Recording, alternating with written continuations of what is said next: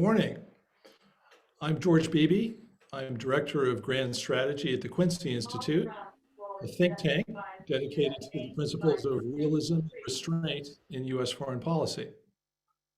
I am honored today to welcome Frank Costigliola, Board of Trustees Distinguished Professor of History at the University of Connecticut, and author of an acclaimed new biography of George F. Kennan, one of our nation's most celebrated diplomats and strategists, and in my opinion, our most renowned expert on Russia. Frank, thanks for joining us today. We're going to have 1 hour to discuss your book and to respond to questions from our audience. For those of you who are online, you can submit questions using the question icon on your Zoom screen. So I will start with the first question. Frank, George F. Kennan was perhaps the most prolific writer that our State Department ever produced. Writing about Russia, writing about American strategy and foreign policy, about Germany, Asia, as well as about his own life and his own philosophy. He's been the topic of numerous biographies, including quite a comprehensive biography by his authorized biographer, John Lewis Gaddis. And he's been the subject of countless dissertations and articles across the world. What was it that motivated you to undertake this book? Well, first of all, let me say that I'm really honored to be a guest at the Quincy Institute. And I'm not sure if the Institute is named in part after John Quincy Adams, but certainly John Quincy Adams is someone that I admire a great deal, and that George F. Kennan admired a great deal. So why I undertook this book. I think, Kennan is a fascinating figure for many people. In a way, Kennan is a spectacle in a sense, because as you point out, he wrote so much in a variety of venues, and as a diplomat, as a strategist, as a memoirist. He wrote literally tens of thousands of letters, wrote hundreds of different lectures. So in a way, Kennan put himself out there. But the circumstances of his life are interesting. I think many people find the drama of the young man in Moscow, far off Moscow, writing this long telegram, which supposedly revolutionized American foreign policy and offered an alternative to either. In 1946, when Americans were worried about either would have to appease the Russians or go to war with the Russians, Kennan offered an attractive alternative, containment, which he promised might even lead to the end of the Soviet Union eventually. So Kennan is a person that a lot of people are interested in. I've been interested in Kennan because there's so many different aspects of George F. Kennan. I mean, the containment doctrine, in a way, is only the tip of the iceberg, and the containment doctrine only represents in a way the conventional side of George F. Kennan. There's a whole unconventional side, which he himself talked about, his feeling torn between the conventional aspects of life and the unconventional aspects of life. He had a kind of Freudian take on that, seeing a difference. He said that human beings were torn, or men, because he took men as the normative gender. The men were torn between eros and civilization, between freedom and creativity and sexual expression and art and obligation and family and duty and bureaucratic detail and so forth. So this is the person who had a very rich life, a rich inner life. And I felt that although John Lewis Gaddis's biography is wonderful in many ways, it's as you said, the authorized biography, and it's also unique in the sense that John had, as he said, he was companions with George and Annalisa Kennan, and nobody else can replicate that. But I also felt that there were things that Gaddis had left out of the biography, things he was not interested in, or also I found an incredible amount of evidence, archival evidence, that John had not been able to use or not used. And so there are differences between his biography and mine. You mentioned one of the major themes of your book, this tension between what you call eros and civilization. Eros being defined as creativity and mystery and adventure and freedom feelings, and civilization represented by order, discipline, control, duty, family. And these were two things that were very much in tension in Kennan's life. And I think he himself felt that he didn't do a particularly good job of striking a balance between these things. This is a tension that I think rings very true to me.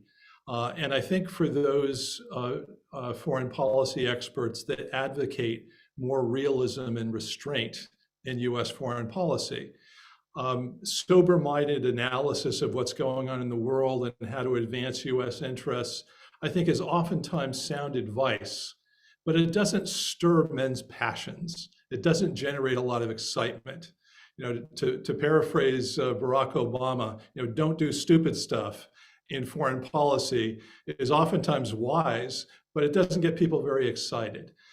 Do you think there are lessons from Kennan's own struggles with these tensions that we can apply today in trying to advance restraint in US foreign policy? Well, that's a tough question, but an important one. I want to emphasize one thing, though, and that is that that dilemma or dichotomy between eros and civilization is the way Kennan, it's not my particular, I'm not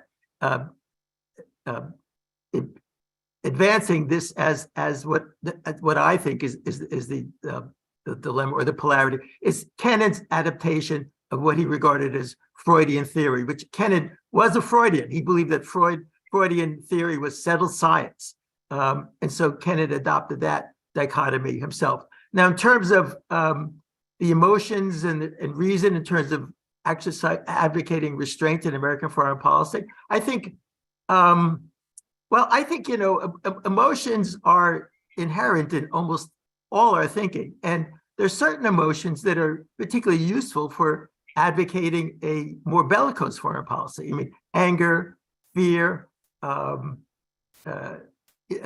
emphasizing resentment of other countries. I think Kennan was astute in terms of wanting to guard against that and seeing that, you know, you could have very irrational, very emotional reasons arguing for a tough stance in the foreign policy crisis. And that actually it was calmness is really what you need for diplomacy. And he's a big, I think one thing I have to really stress here is that in terms of Kennan's relevance for 2023, is that he was a diplomat and he believed passionately and rationally and in every other way in the efficacy of diplomacy, by which he meant slow, gradual conversations, secret conversations, so you don't have the glare of publicity making it impossible to make small concessions along the way toward a final agreement. Conversations, negotiations between trained diplomats from both sides who thoroughly understood each other's countries, and people who could arrive eventually at a settlement. As Kennan liked to say, what seems like irreconcilable differences is only the asking price in a bargaining process that probably will take a long time and that could lead to compromise and results which are not apparent at the beginning. And I think that's a lesson that's relevant in almost every circumstance and certainly relevant today. Indeed, I think you're absolutely right on that. I want to turn to something of quite contemporary relevance. Kennan wrote a lot about what he thought were the perils of NATO expansion. And in fact, he started writing about this before the Soviet Union even broke up. And in many ways thought that this possibility would be a grave mistake for the United States and the West to undertake. So we have a question from Jerome Slater in our audience asking, what would Kennan make of the current situation in Ukraine and between the United States and Russia today? And what do you think he might advise in terms of handling this situation moving forward? Well, I'm glad to hear that question from Jerome. it would be easier for me to explain why Kennan was opposed to the expansion of NATO, which in part got us in the situation where we are today. As to what Kennan would advise at this point, I think he would be, first of all, appalled at the extent of what he would regard as America's and NATO's unlimited support, or in terms of armaments anyway, unlimited support for Ukraine. He would see that this war has the potential to lead to a nuclear war, which Kennan was, I think in terms of one of the main things in Kennan's life after 1948-49, it was wanting to prevent a nuclear war between the United States and Russia, or any nuclear war. I think what Kennan at this point would advise is, and maybe this is going on, I don't know, but he would advise intensive secret diplomacy between American officials and Russian officials to try to, first of all, set parameters on this conflict. And that's something that Kennan engaged in with the Soviet ambassador to the United Nations in 1951. He met secretly with him, and they arrived, and this is with the permission of the State Department, they arrived at the kind of basically guidelines, guardrails in terms of the war in Korea, and started talking about possible terms for a settlement, which did result eventually in 1953 when other people doing the negotiating. So I think Kennan would say that, we need to have an understanding with the Russians as to what we will do and what we will not do. We need to have a basis to begin to rebuild some measure of trust. And I think he would also advocate some kind of negotiated end to this war that would result in a compromise, because think about this, I mean, this war is going to end either in a catastrophe or compromise, because it's unlikely that there'll be a total victory by either side. And Kennan would see that and begin advocating for the diplomacy that eventually will end this war. On this question of what you refer to as intensive secret diplomacy, discrete, non-public meetings and discussions between diplomats on each side. Is that kind of thing possible in the age of the internet? What do you think Kennan might make of the impact of all of this information online that's being shared, and the impact that it might have on our ability to have effective diplomacy on problems like this? Well, first, I think Kennan was antediluvian in terms of his attitude toward technology. I mean, he regarded the fax machine as some kind of like a mysterious beast, which sometimes issued forth documents and other times wouldn't work. So I think he would be appalled by all the information out there on the internet. But I think that, we've in a way seen this before. I mean, we now think every time there's a new advance in technology and communication is still faster and more comprehensive and so forth, we think, okay, this is the game changer. And maybe the internet is a game changer, but keep in mind that the telegraph almost 200 years ago led to communication that was not spoken, obviously, and not visual, but led to communication that was almost instantaneous, okay? And so I think Kennan would still maintain, and I think this makes good sense, that if you have two negotiating partners, or groups of diplomats or whatever, who agree that they're going to keep their negotiations, their conversations secret, that's possible. I mean, in order for, someone could always leak the information, but if there's not, and that's a human decision, whether you're going to leak the information, not as if the internet is going to pry its way into the room. And, obviously you could make sure that there are no digital devices in the room where people are talking and so forth. But I think secrecy is still possible among human beings. That's not precluded by all the advances in technology. And in a way, I think saying that there's all this huge amount of information, obviously available on the internet, doesn't mean that everything has to get out there. And in fact, not everything does get out there, although a lot does. But this is a human decision, right? These are human decisions. We have another question, this time from Chris Mott. He says, in your book, you mentioned the short but impactful period of Kennan being ambassador to Yugoslavia, a state famous for charting an independent path outside of Cold War binaries.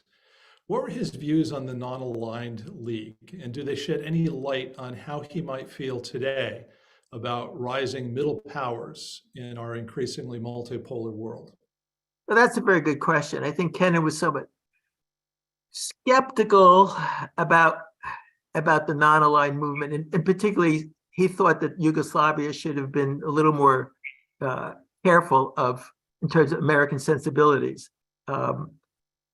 So I think, I think in some respects Kennan might be skeptical in terms of that kind of movement today, but also I think he was also realistic enough. I mean, he was a realist in many ways, realistic enough to know that there's a changing balance of power, changing situation of distribution of power in the world that should be reflected in diplomacy and in international governance.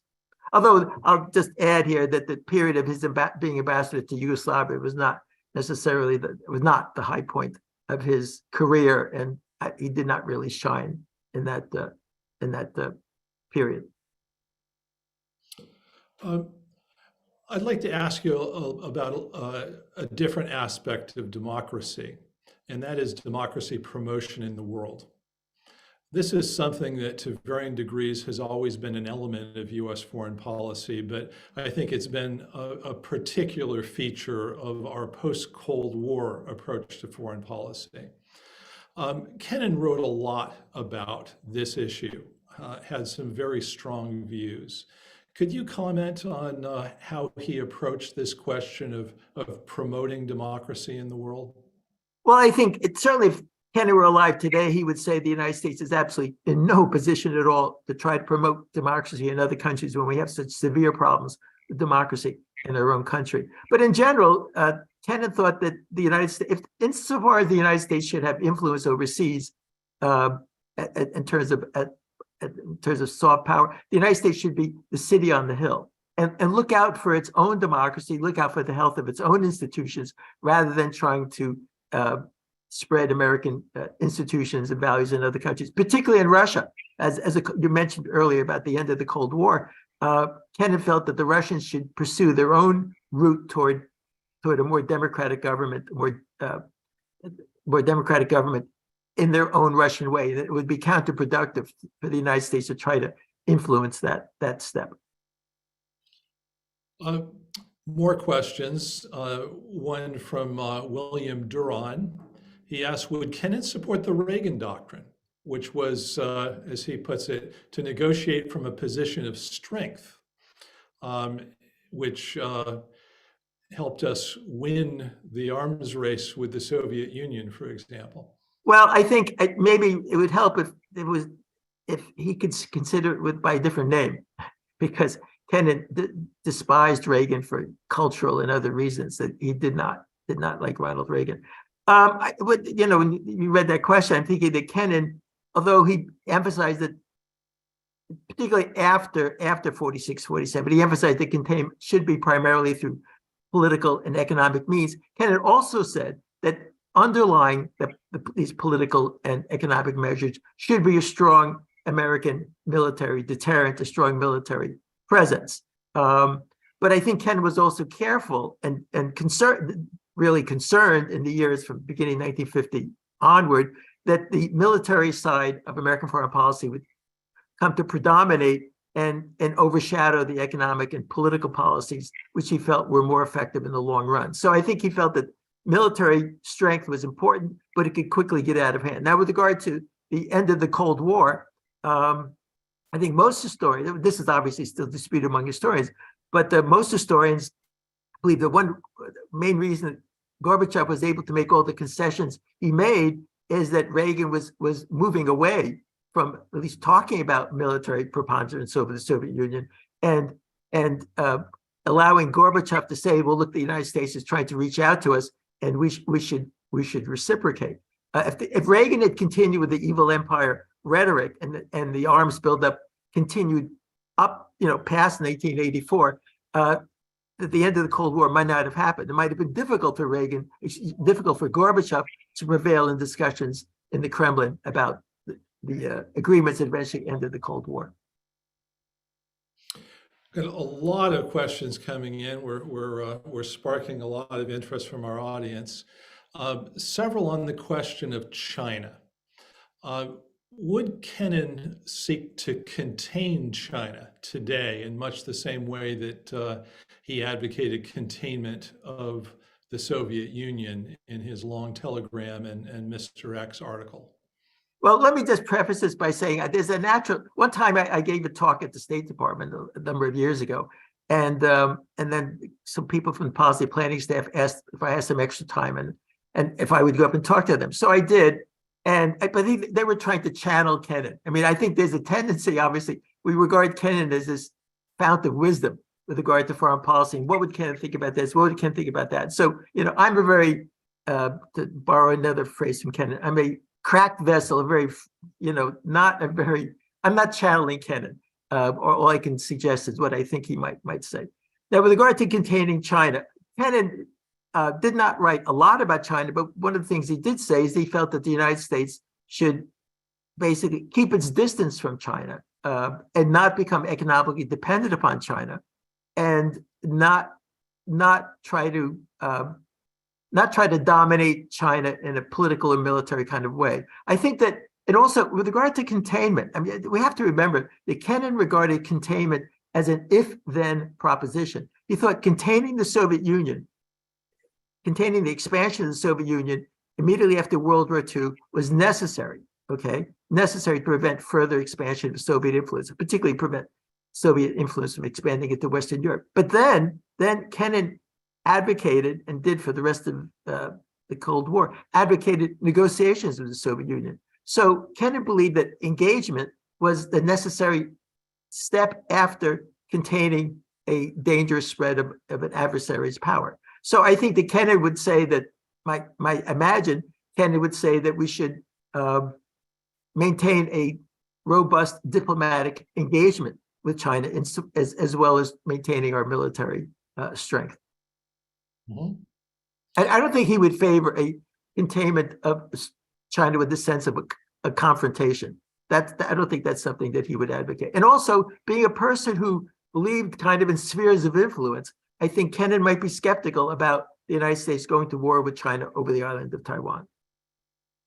Mm-hmm. Can you elaborate a little bit on that spheres of influence question? Because this is something that's quite controversial in U.S. discourse today, with many people believing that spheres of influence is an anachronistic concept, that we've gone beyond that in the world, and that there should be no such thing as spheres of influence, certainly none that the United States should recognize or respect. Well, that's a powerful argument, but that's also, this part of that argument is the idea that the globe is we're moving inevitably toward greater globalization and kind of homogenization of ideologies and power regimes. I view, and I think that Kennan felt that too, that geography remains important. I mean, look and see what's happened after the United States was involved in Afghanistan for 20 years. The geographical realities remain that the nations surrounding Afghanistan are, you know what those nations are, and the United States is not one of them. And our influence there is very limited. I think that this idea that spheres of influence are no longer operable, another way of saying that is that America's power is, or the power of America and its allies can run throughout the world. I don't think that's realistic. In the long run, I don't think that's realistic. That's one thing. Another thing is that, after all, what are we after? I mean, what are we, in terms of well-meaning people interested in foreign affairs, what are we after? I mean, one of the things we're after is stability, peace, minimizing crises. And it's difficult to maintain peace and stability when major countries are seriously unhappy with the situations around their borders. Now, that doesn't mean, I'm thinking here of like Germany after World War I. That doesn't mean that we have to permit Hitler, another Hitler to run rampant in Russia or any place else. But there needs to be, I think this is the reason why diplomacy comes in, and why neutralization of areas that are on the borders of major countries is something that's workable. I mean, you think about the Finland solution, which worked, which allowed Finland to have domestic freedom in terms of whatever it did is domestic policies for decades, although the Finns were also kind of cognizant of Russian interests with regard to foreign policy. In the long run, I think that this kind of compromise solution, recognizing the feelings and the interests of major powers, is a way toward greater stability. Now, that's, the alternative is like a Wilsonian world that of democracy and democratic capitalism everywhere. But I don't think that's realistic. A question from Tad Daly, who asks, can you explain why a man of such intelligence and insight never rose to the top of the American foreign policy making establishment, for example, as Secretary of State? Right. I think, okay, my kind of bumper sticker about Kennan is that here's a man of enormous talent in many, many ways, enormous talent. The only thing greater than his talent was his ambition. And certainly Kennan believed he should have been Secretary of State. His aides said that he wanted to be Secretary of State. He thought, or a position equivalent to that, he thought he deserved to be Secretary of State. But it's also the case that Kennan was not a bureaucratic player, not a good in terms of playing the bureaucracy. That he also believed that, for instance, that the State Department shouldn't really have to worry about Congress. That how do people in Congress, why do they presume to have strong opinions about foreign policy? That's in the venue of the State Department. So he was not about the one to play the bureaucratic game, and that was one of the problems. And also the other thing to keep in mind here is that as I said, Kennan regarded containment as an if-then proposition. Contain the Soviets at first, limit their ability to expand, and then negotiate with them. That was not a popular policy. It was not the prevailing policy of the U.S. government in the years of the entire Cold War. So there was strong reasons for a president, think about Truman or Eisenhower or Kennedy, not to appoint Kennan Secretary of State. Another factor here is that nobody's asked about this yet, but Kennan's disastrous or humiliating period as ambassador to the Soviet Union, where he's the only, so far, even to 2023, he's the only U.S. ambassador to the Kremlin to be declared persona non grata, kicked out of the Soviet Union. I think that the steps that led to his being kicked out of the Soviet Union were regarded even the U.S. State Department as Kennan having made some serious mistakes. And so I think his credibility as a top, people still respected his intelligence, but his credibility as a top policymaker, I think that credibility was irrevocably damaged in 1952. Another question from Lindsay O'Rourke. She said, I greatly enjoyed your book. I particularly appreciated an anecdote in it where Joe Biden was the only senator to show up to a Senate Foreign Relations Committee meeting with Kennan, in which Kennan warned about the dangers of NATO expansion. If Kennan were to meet with Biden again today, what advice do you think he'd give to him? I think he had advised Biden, as I said earlier, to move more toward negotiate end of the Ukrainian war, and to try to keep a lid on the extent and sophistication of American weapons to Ukraine. In regard to Ukraine, another question from Martha Babcott. She asked, can you comment a bit more on the phrase unprovoked attack, something that is a common phrasing in US media descriptions of this war? She says, I know the attack was illegal, but was it truly unprovoked in your opinion? Well, provocations in the eye of the provoker. I think there's and I'm not really an expert on this, but there's an argument that from Putin's point of view, which is relevant in this terms that he's the leader of Russia. From Putin's point of view, the United States and NATO from 1991 on, it advanced steadily eastward and moved counter to what Russia saw as its vital national interest. And this is under the rule of Yeltsin as well, who protested against NATO expansion.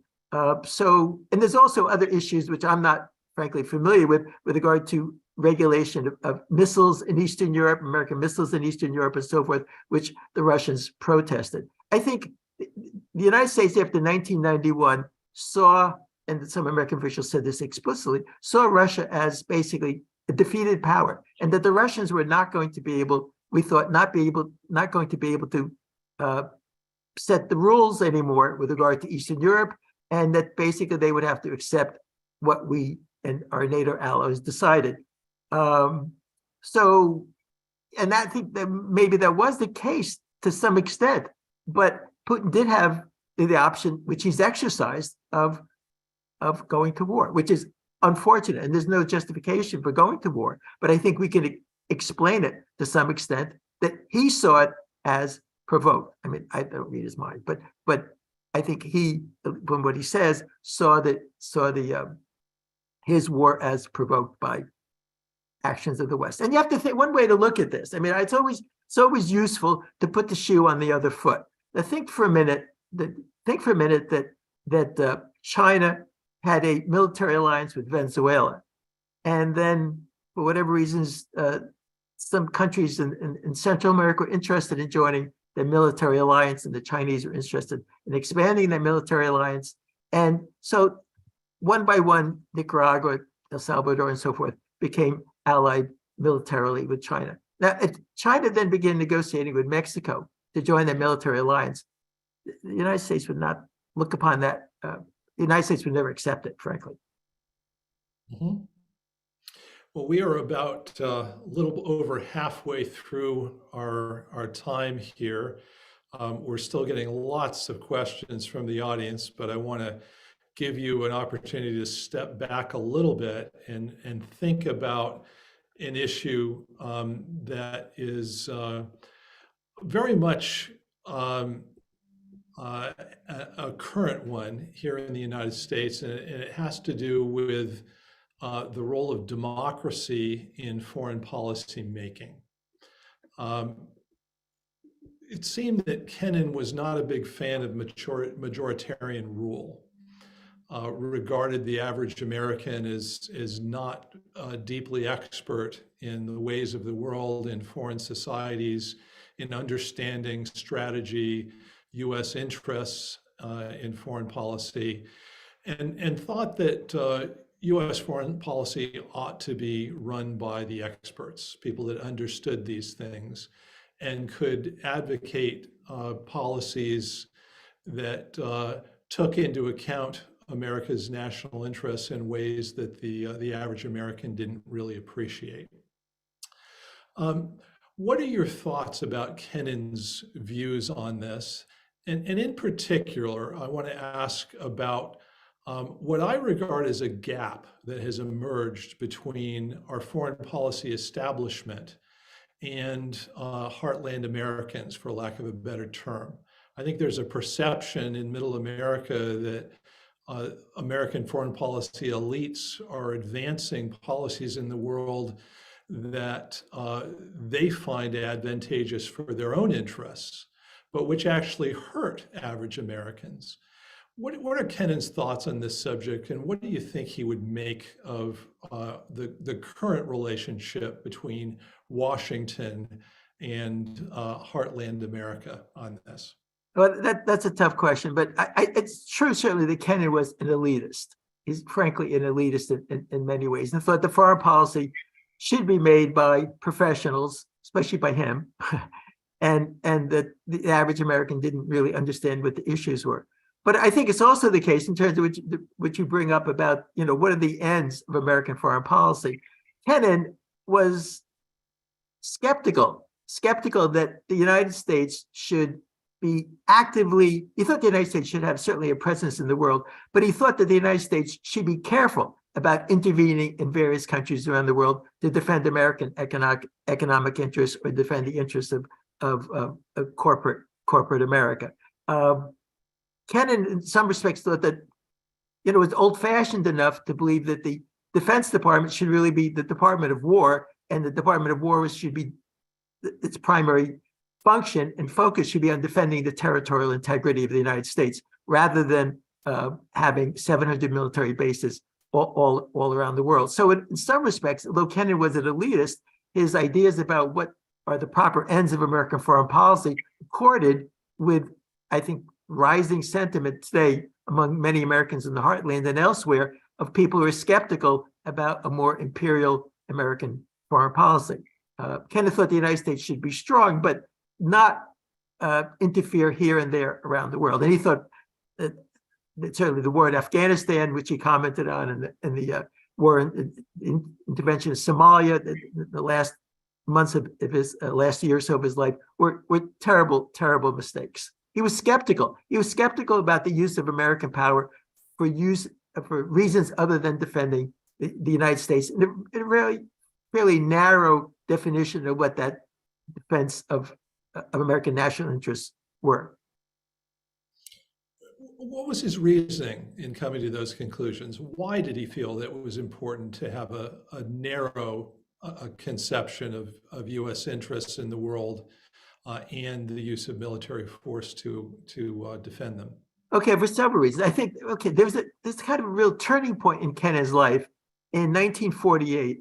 He'd been in love with the city of Hamburg, Germany, in the interwar period. He spent time there. He thought it was just a wonderful, wonderful city in many ways, a vibrant city in many ways. And he went to Hamburg in 1948 and saw the terrible destruction from the firebombing from World War II. And that kind of changed him in terms of his becoming thereafter skeptical about the efficacy of war for almost any purpose. All right. So here's the person who's, on the face of it, regards most wars and most military interventions as wrong, okay, because of the damage they do. And Ken was also skeptical that Americans had the finesse, the ability to perform delicate operations in other countries, especially through military force. He thought the United States didn't have the patience for maintaining an empire as the British did in earlier decades, and that if the United States did get involved, and it would quickly get over its head. And so he was skeptical generally about the efficacy of an imperial American foreign policy, where the United States feels that it can influence countries in X, Y, and Z direction and have it be largely successful. Kennan was skeptical that it would work. And as you know, Kennan was skeptical in general about empires. He read Edward Gibbon, famously on transatlantic flights, hopscotching across the Atlantic during World War II, or flights to Russia, sitting on a crate in freight airplanes, cargo airplanes. Kennan read Edward Gibbon's on the Roman Empire, and Kennan came to the conclusion that empires in general frayed and fell apart. And that's one reason that he thought the Soviet rule over Eastern Europe would not last forever, because empires are short-lived. A question from Marta Daniels. She asks, could you comment on how Kennan viewed American peace movements? In particular, did he believe they were necessary to move policy forward, as in the 1980s, bilateral US-USSR nuclear weapons freeze proposal and its supporting mass movement? Yeah, he became very active in the 1980s in the freeze movement and in other American organizations that were trying to contain or tone down the atomic arms race, bring about greater understanding between America and Russia. He was very much involved in that in the 1980s. A question from Robert P. He says, could you speak to how Kennan's role as an early booster of US covert action or political warfare meshed with his vision of containment? That's a good question. Kennan had a long history. Actually, one of the things I discovered, he had a very long history in terms of covert actions of various kinds. As early as 1930, when he was an American consul in Berlin and also studying the Russian language, the American consul general there, George Messerschmitt, who was important later in World War II and Cold War diplomacy, assigned Kennan to basically investigate the activities of Russian emigres in Berlin, and that's one of the things. Kennan also investigated what American radical Americans who went to Russia in the 1920s and 30s, what they were doing. So he was involved in kind of covert investigations early on, and then also in 1942 and 43, when Kennan was stationed in Lisbon, his job there, his role there, and many of these documents are still classified, his job there was to act as a liaison between the State Department and the OSS. So, he had that kind of experience. And then during the early Cold War, Kennan was instrumental in working with Frank Wiesner and others to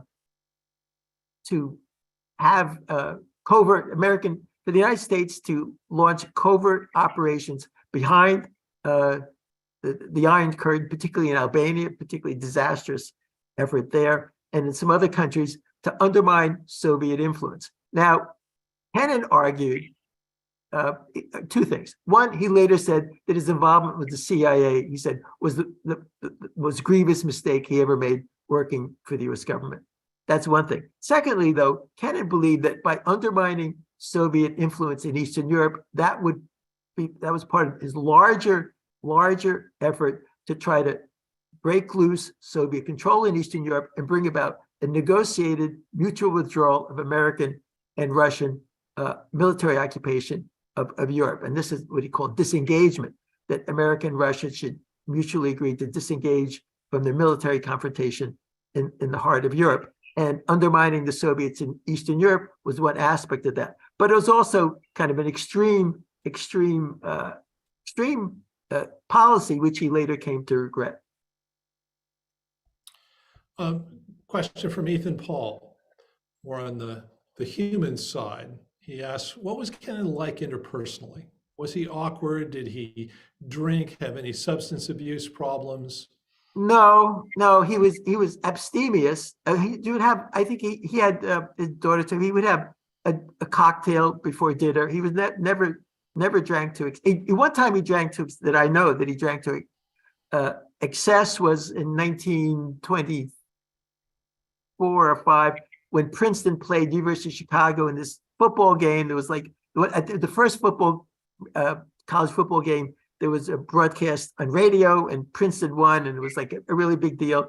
And he, along with most of the other Princeton student body, got drunk. But other than that, Kennan was abstemious, or not abstemious, but very cautious in drinking alcohol. He was people remarked that, first of all, Kennan was very courteous, courteous to his staff, courteous to other people, kind of courtly. Some people, in certain circumstances, he could be cool. He could also be laughing at parties. Kennan played taught himself music, taught himself how to read music, taught himself how to play a number of instruments, and in various stages of his life, including in Moscow, Kennan put together a dance band and enjoyed. He played the guitar, enjoyed singing Russian folk songs by himself with the guitar.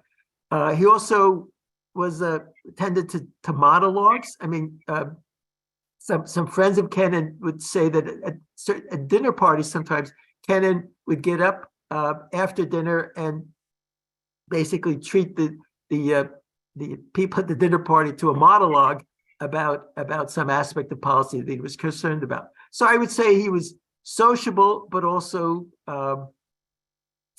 believed that he knew more than other people about important things. But I would say one thing I'd say about this monologue is that after he would, subject everyone else to a monologue, which I mostly enjoyed, I think it seems from what the reaction was, the next morning he would, in his diary, would berate himself that he went on and he shouldn't have done it and so forth. So it was a complex figure in many ways, but not consistently, or I think not stiff and unapproachable. Got a question about the Korean War. What guidelines were agreed upon between Kennan and Russia regarding prosecution of the Korean War in their 1951 secret diplomacy? And was Kennan involved in mitigating MacArthur's threat to use nuclear weapons to end that war?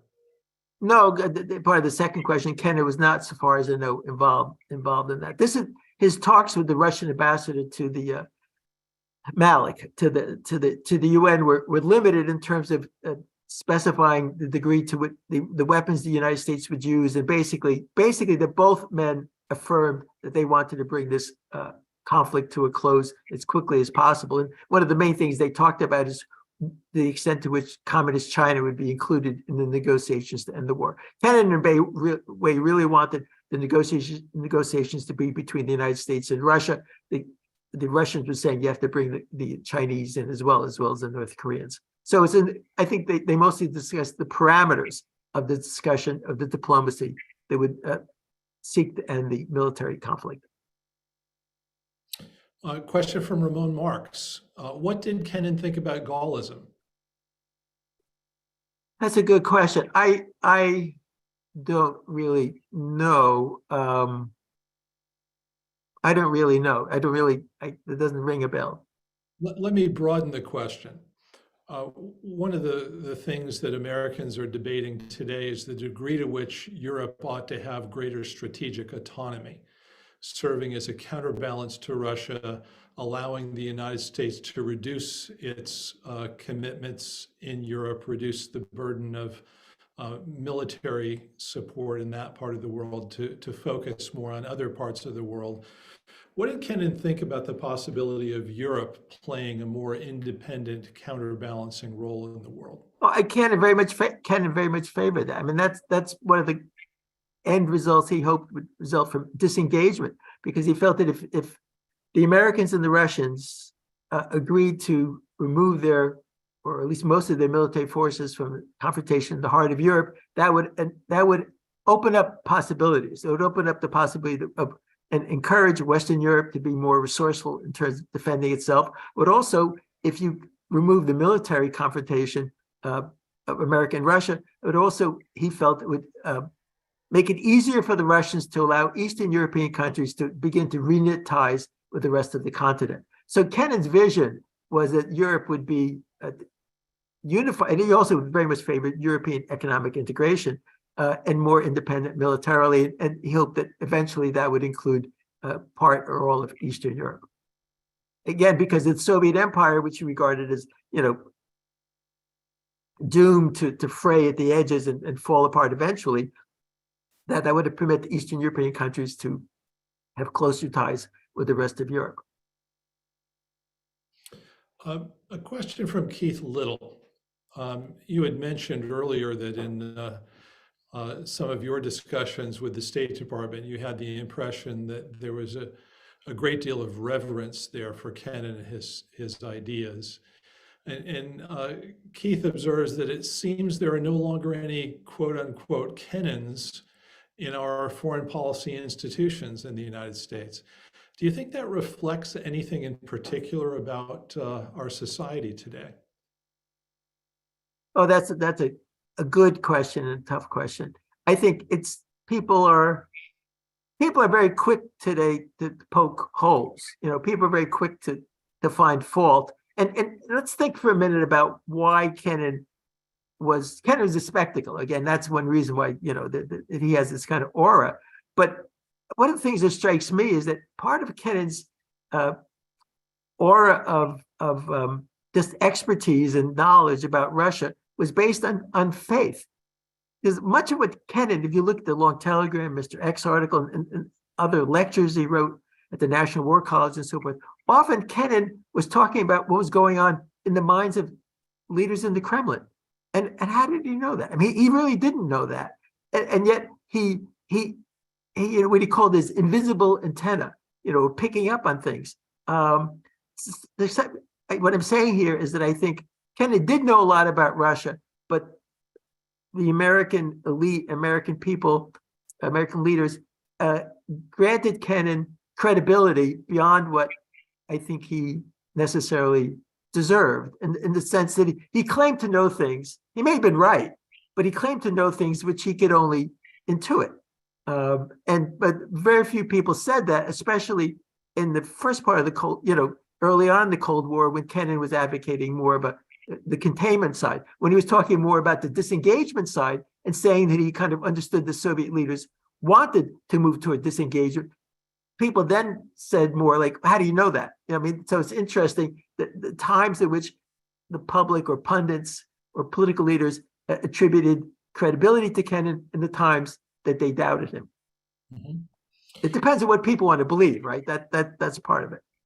One of the things I think you're getting at here is that Kennan had a highly developed empathy, an ability to walk in the shoes of foreign leaders and foreign cultures.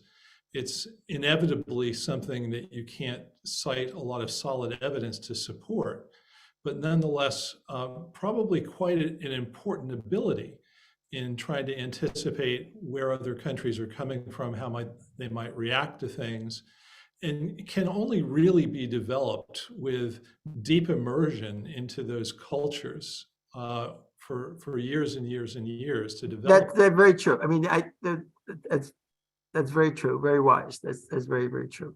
And I think I don't know how it works out. People tell me that Foreign Service officers are rotated frequently, which would seem to mitigate against militate against developing that kind of expertise. Well, I think it does, and I think the reason is that there's concern that empathy will move into sympathy and going native, so to speak.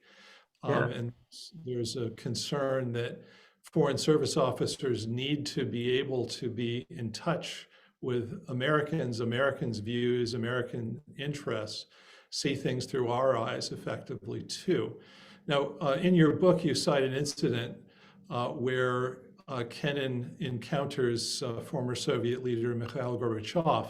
Gorbachev embraces him very warmly and then says, in my country, we believe that it is possible for someone from another country to be a patriot and still be a friend. And I think Kennan regarded that as an extreme compliment. And I think it gets at this question that you're talking about, that ability to empathize without sympathizing. Right, that's true. That's true. And I think obviously, the people running the State Department, the CIA, and so forth, you would think they would be able to have a team that would be able to balance officers who had the empathy for the side that you're trying to negotiate with, and people would also have the make sure we maintain U.S. interests as what we're striving for. I mean, you need both. You need both for things to be successful. Particularly if you're going to have difficult negotiations. You can't negotiate successfully, I think, from a position of hostility, basic hostility to the other side, because you're not going to have the small concessions that are necessary toward building trust and reaching larger agreements. A question from James Good, shifting our geographic focus a little bit. He asked, how would Kennan have viewed U.S. policy toward Iran in 2023? Well, I don't know, but I think he would regard. I mean, I see this. I think Kennan would have seen this as a necessary diplomacy. I mean, the diplomacy was unfortunately disrupted by Trump's leaving that agreement, and the United States needs to figure out how to strike some kind of another deal with Iran. Maybe taking into account what are Iran's real, can Iran's objectives in the Middle East be reconciled with America's objectives? I mean, is that possible? I think that's what he would try to strive for, because again, he saw diplomacy. Diplomacy can't solve every problem, but he would see diplomacy as solving more problems than people sometimes assume. But that's a difficult one. Obviously, we've come a long way from the agreement that was reached by Obama. Getting close to the end here, I'm going to wrap up with one question. We've talked a lot about foreign policy tactics, objectives, bilateral relationships. We haven't talked a lot about strategy, which was one of Kennan's focuses in his career. One of the things that he talked about was how not every country or region of the world was of equal importance to the United States. Some were far more important than others, and that the United States needed to distinguish between parts of the world that were critically important to US interests and parts that weren't. And one of the things that he talked about was industrial heartland areas, Europe, Russia, China, Japan, parts of the world that had the potential to create military threats to the United States, threaten trade routes on which we were dependent, threaten our economic livelihood in some way. In a world that is becoming more and more connected, more globalized, more multipolar, does Kennan's conception of these important industrial areas still have pertinence today? Well, I think it's a matter of degree, right? It's a matter of degree. I should also say here that I think that Kennan's idea that certain parts of the world were not so important reflected also a measure of racism on his part, that people, certain people are just not as advanced or as frankly as worthy in his view as other people. And as you point out, that in this globalized world, power is much more diffuse, but it's still the case that, and then I think Kennan would say this, that the United States cannot do everything, cannot be everywhere, pursue every desirable and in every part of the world. And so obviously foreign policy is a matter of making choices and deciding what's more important, what's less important. So obviously Kennan's list of countries that are important has changed. But you mentioned China. He did not include China as an important area because at the time he's writing this in the 40s, China was very much of a backwater. But it obviously that's changed to be.